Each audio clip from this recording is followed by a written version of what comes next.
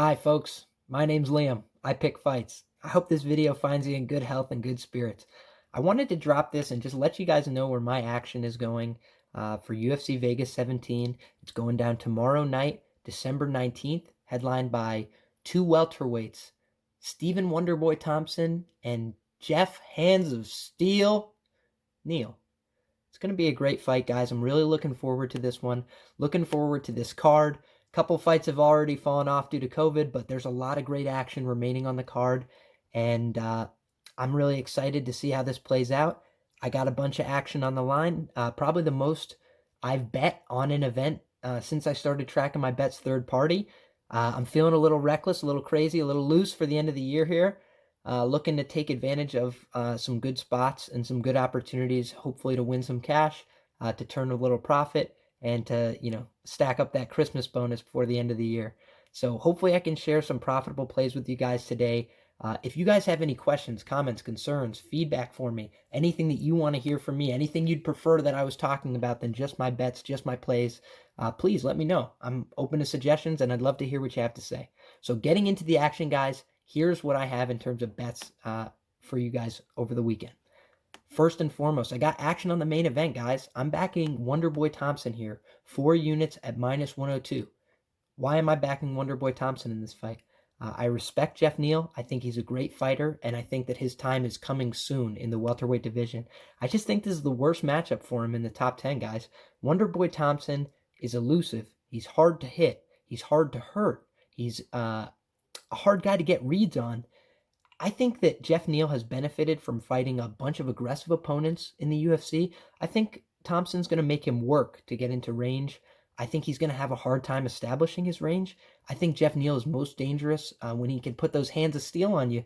And I think he's going to have a hard time getting into punching range consistently with Stephen Wonderboy Thompson. I think that this fight is likely to end under 4.5 rounds, guys. I have some action on the under. I have 1.5 units staked that this fight goes under 4.5 rounds because somebody's going to sleep. This is a striking contest. It should be contested mostly on the feet. It should be won or lost on the feet. I favor Wonderboy as the class of the division in terms of striking until proven otherwise. So I'm backing Wonderboy Thompson in the main event. Now, I'm also backing Jose Aldo in the co-main event. Now, I understand why people are fading Jose Aldo in this spot. He was badly beaten by Petr Yan. That fight went on too long. The referee should have stopped that fight. I know I've heard other analysts say they were screaming at their television. I was screaming at the television. It was hard to watch a legend get beat up like that. It was brutal. That being said, Jose Aldo took off, about 6 months here to recoup. I think that he's going to come back looking like himself. So stipulating that we get a Jose Aldo, that looks like himself, looks like the Jose Aldo that we're accustomed to seeing. I think this is a really easy fight for him, to be honest. I say that on technical grounds, not on, the fight to expect. I think that Jose should be much better. I think Marlon's going to be there to want to fight him the whole night.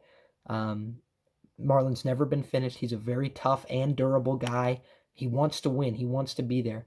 But I think that Jose wants those same things. I think that he thinks of himself as a championship fighter. I think that he is a championship fighter. I think he showed that in the Petr Yan fight. He hurt Petr Yan's leg. He forced him to change stances.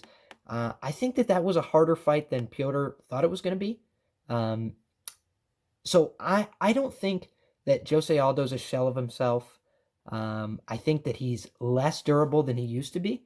I think that's a red flag and a cause for concern. But I don't think that Marlon Vera is a good enough fighter to beat Jose Aldo unless he's dropped off considerably. This is a guy in Marlon Vera who's had a bunch of comeback wins in the UFC over guys that are hardly UFC level. Now, that's not to say that Marlon Vera is the same fighter he was when he got to the UFC, because he's taken a couple clear losses against the likes of Douglas De Silva, de Andrade. But I sort of feel like this fight is going to play out a little bit like that. I think that Marlon Vera's live to win the third round, potentially live to finish in the third round. But I think outside of that, I think Jose Aldo should be able to win the first 2 rounds of this fight without much issue. I think that Jose Aldo is live to finish this fight inside the distance as well. He's a very powerful striker. I think that Marlon Vera will be there to be hit. Now, that being said, praise his durability. I think Jose Aldo will win by decision as a result of his durability, but I do think that Marlon Vera is going to have to be there to eat a lot of hard shots, guys. And I think those shots aren't just coming at his head. I think they're coming at the legs. I think they're coming at the body. And I think he just may end up fighting a little bit tentative. I've seen that from Marlon a few times. I think that's his biggest red flag if you're a Marlon backer. So this is a close fight. I think depending on who you're backing, guys, there could be value in terms of playing the over-under on this. You know, I think if you're backing Marlon, this fight doesn't go to decision. But I think reasonable gamblers can disagree on this. I think reasonable fight fans can disagree on this. This is a close fight. The odds are where they're at for a reason, but with minus 143 as a price tag on a fighter the quality of Jose Aldo, I'm going to take that 2.8 units at minus 143. That's who I'm backing in the co-main event. Moving on, I already tipped this, guys, on my last Liam Picks Fights breakdown. Chaos Williams and Michelle Paeda. I think that this fight is interesting to me. I think that this is pretty close to a 50-50 fight, which is why I bet Chaos Williams when he was at plus 135. I think if you guys missed that line, I would stay away from this fight, guys. This is a really dangerous fight for both gentlemen. Here's why I'm playing Chaos Williams. Michelle Paeda is an auto fade for me in the UFC, guys. Here's why. He's got terrible fight IQ. Makes really weird decisions, makes really bad decisions. He's cost himself several fights in the UFC. I was holding a Diego Sanchez ticket when he basically disqualified himself from a fight that he was dominating and gave me my money. He just handed it to me. And when that happens, when you're holding a ticket that you should lose and the guy gives it to you, that's for me when I have to just fade this guy moving forward. Because that's not the only time he's pulled stunts. He lost to a lightweight in the UFC, doing backflips, dancing, and acting the fool. I don't like Michelle Paeda. I think he's an entertaining fighter, but I think as a gambler, I'm not backing Michelle Paeda against anybody in the UFC, period. Greg Hardy. You don't have to love Greg Hardy. You don't have to like Greg Hardy, but you got to respect Greg Hardy, guys. In this spot, he's fighting Marcin Tybura. Marcin Tybura is not a good fighter, okay? He's not a terrible fighter. He is a, like top 15-ish, top 25-ish UFC heavyweight, which isn't that good. Heavyweight is the worst class, skill for skill, I would argue, in the UFC. A lot of people that slip through the cracks and make it far in heavyweight fighting because it's so bad. I think the kind of athlete that somebody like Greg Hardy is compared to the kind of athlete that somebody like Marcin Tybura is not in the same realm of conversation. I think that Marcin is probably a better ground fighter, and I would give him the edge there. I would give Greg Hardy the edge on the feet. I would give Greg Hardy the edge in terms of durability. I would give Greg Hardy the edge in terms of athleticism, in terms of speed, in terms of power. I think Greg Hardy brings in a lot of intangibles to this fight. I think Marcin Tybura is on his way out. I think Marcin Tybura has been benefiting from fighting a bunch of bad and overmatched guys who he could physically exploit. He will not be able to physically exploit Greg Hardy. I think his best path to victory is trying to wait for Greg Hardy to get tired or trying to outvolume him for a decision. I think that both of those paths are pretty unlikely. I see Greg Hardy getting an early knockout and a pretty decisive knockout over Marcin Tybura. That's my read on this fight, guys. I have 1 unit staked on Greg Hardy, outright money line at minus 118, and I have probably 2.5 or so units of exposure between Greg Hardy inside the distance and Greg Hardy by knockout. Greg Hardy by knockout right now is about plus 140, plus 150, depending on your book. I don't think that's a bad number. I think that Greg Hardy's best path to win this fight is inside the distance, though I think that he has a path to win this by decision as well. I think that this fight doesn't go the distance for the reasons I stipulated, but I do think Tybura has a chance to win. I don't see his chance to win being inside the distance. I'm backing Greg Hardy with a lot of conviction here, guys, especially for a guy who's minus 118. I think Marcin Tybura kind of sucks, but That's one man's opinion.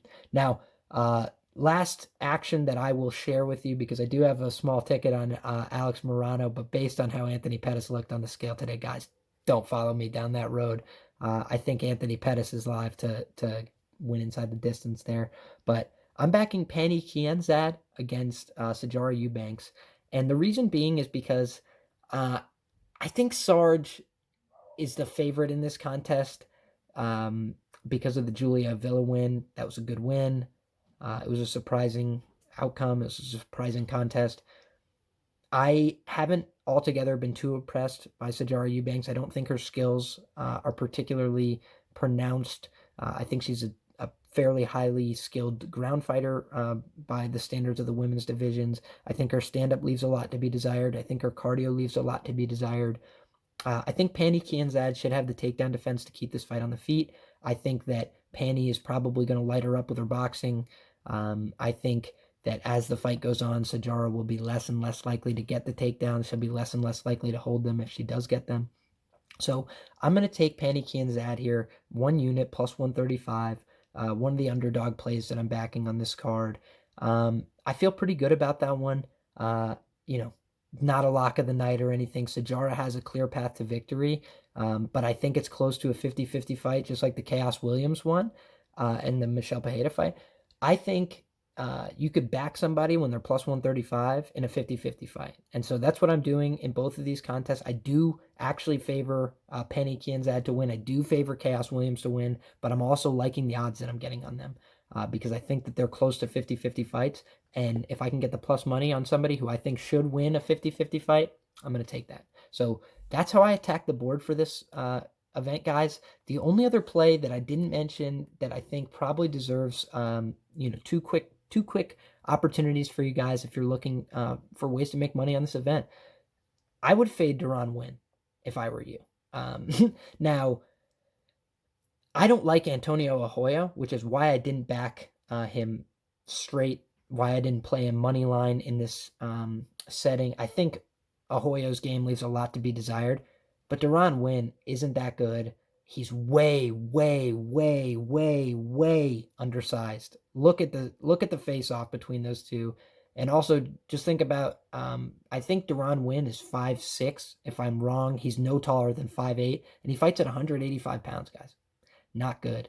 A lot of 155ers and 45ers and 35ers that are, that height. So I just think Duran Win is undersized. I think he's not skilled enough to make up that gap. I think he's in a bad spot here. I think his cardio is likely to fail him as the fight goes on.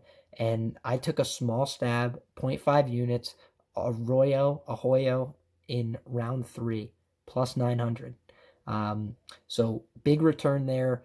I just have seen Duran Win gas too much. I've seen him give up the fight against GM3 in the 3rd round in just an utter collapsing fashion. So I am backing Ahoyo here in terms of my prediction. I'm not playing him straight up because I think Ahoyo's not that good, but if you want to back Ahoyo inside the distance, or if you want to take a stab at either one of those, Ahoyo by knockout, Ahoyo by submission, I think that there might be a little bit of value on those.